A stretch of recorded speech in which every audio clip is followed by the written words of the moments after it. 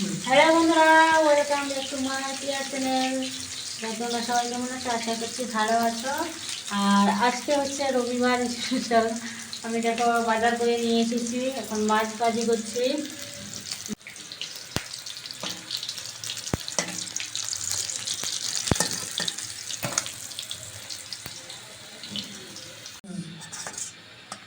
ও যা যা যা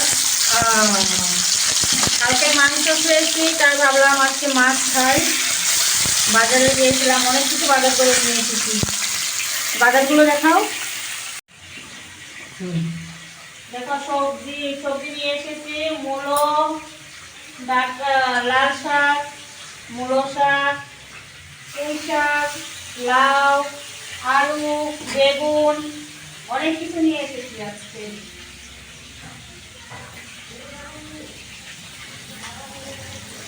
এখন মাছ ফ্রাই করছি, গরম গরম মাছ ফ্রাই করে ভাত খাবো।